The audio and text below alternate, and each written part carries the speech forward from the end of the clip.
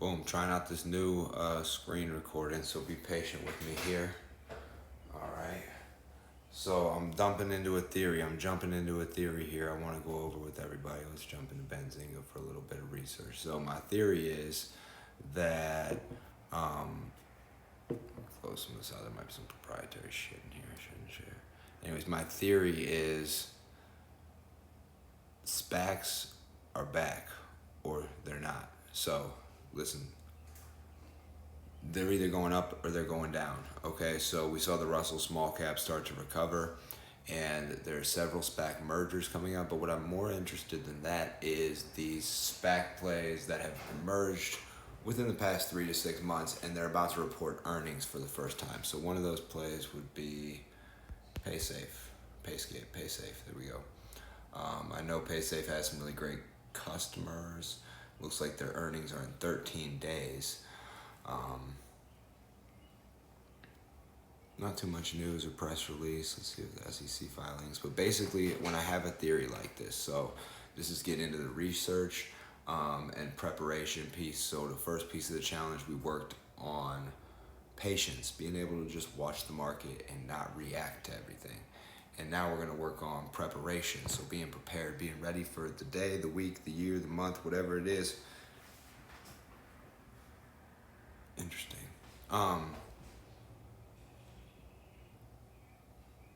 We want to be prepared. We never want to just be impulsively entering plays. So based on my theory, you should always have a theory. You should always have a reason for entering a play. You should never just enter a play because so-and-so said it's going to run. That's terrible. You deserve to lose your money for that.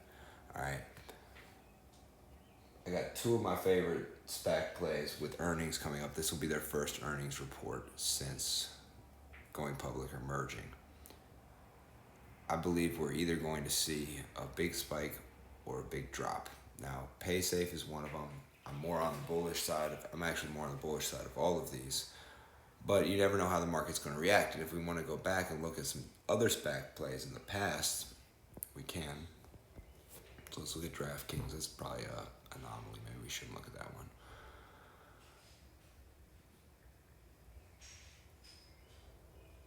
Oh, Lord. That's good news about DraftKings. Excuse me for 1 second. I'm going to cancel it. Can't you just pause it? Oh, well. All right, so I'm going to... that is big news on DraftKings right there. I like that. So I got to let everybody else know how to feel bad.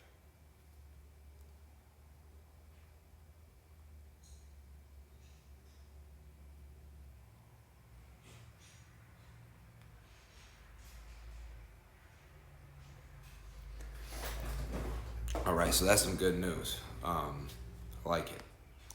Bit of a diversification in there.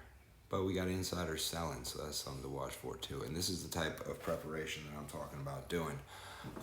And so I'm not just going to jump into DraftKings. I'm going to look here. I'm going to see our insider selling. Once I'm done here, okay, I was originally here. Sorry, I have really bad ADD. I was originally here. Chart's not pulling up, so who knows. I was originally here to show you what I'd do in terms of preparing. So let's just take DraftKings, or let's take DraftKings for an example. Okay, now I want to enter DraftKings, so no, I'm not just going to go buy a random fucking call on DraftKings. I'm going to go do some research, okay? I'm going to go into tip ranks. I'm going to see the trend. I'm going to check out the analyst activity.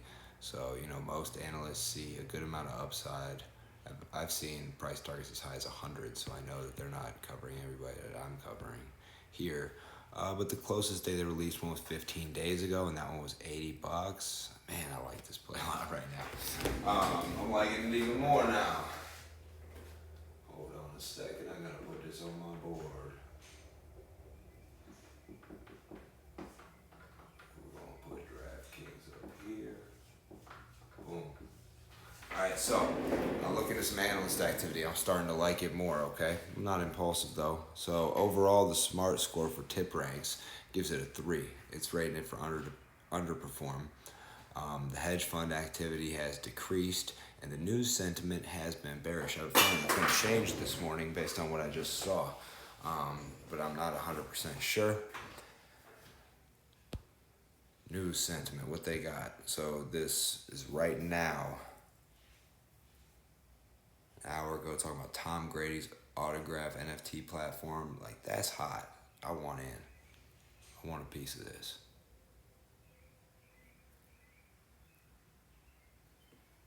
Afraid it's going to run at the open, so I'm definitely not going to enter at the open. But now I got it on my list. Now I got it in my head that I'm liking this one. Okay, investor sentiment is very positive. This is not my actual holdings. It just says that. I just went to put things on my watch list and couldn't figure this stupid shit out. So, all right, so that's what we got. Now I'm going to go check into some short interest. I'm going to check into institutional buying. I'm going to check into insider buying, okay? Let's see if we got DraftKings. We already got it up here. Boom.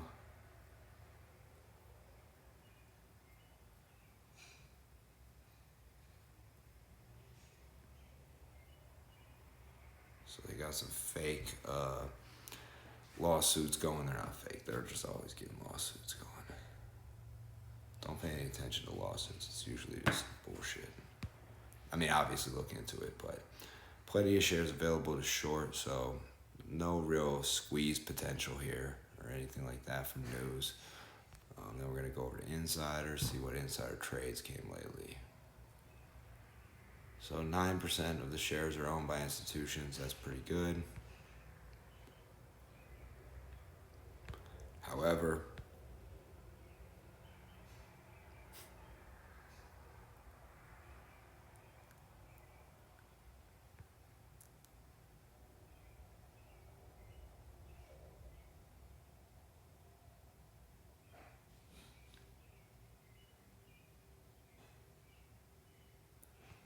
so you can see these big boys were buying in around 50. Other ones were buying in around 38.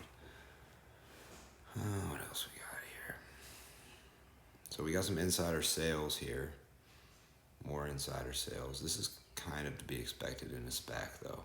And it's something that you look for a little bit further out, after some good spikes. So this isn't really my concern with the SPACs that I'm looking at right now in PaySafe and Talk. Talk is the other SPAC that I really like. All right, so I'm in Fintel. I'm doing my research on the short interest, insider ownership, institutional ownership. Is that number going up? Is that number going down? Overall, how are institutions and insiders feeling about this? Because chances are they know more than me. From there, we got the tip ranks thing going. I got the Benzinga Pro thing going. So in Benzinga, I'm going to search for DraftKings in the news feed, and you can see all this news that has just come out this morning that can tell me that today, the Bucks just won, NFL season's coming.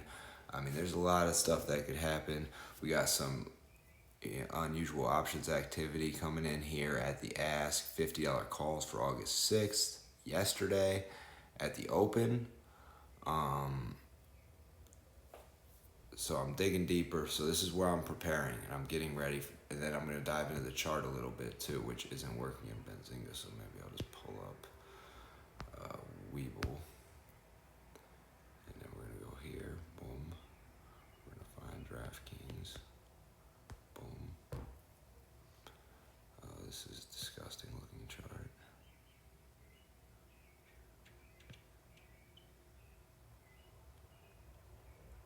Here we go. And then I don't really care about the 1 minute right now. So first I'm going to zoom out and get a bigger picture. So you can see this thing is cranked ever since it was SPAC status. This was in the golden age of SPACs last year when every SPAC would pretty much rev hard. That's before the SEC got involved.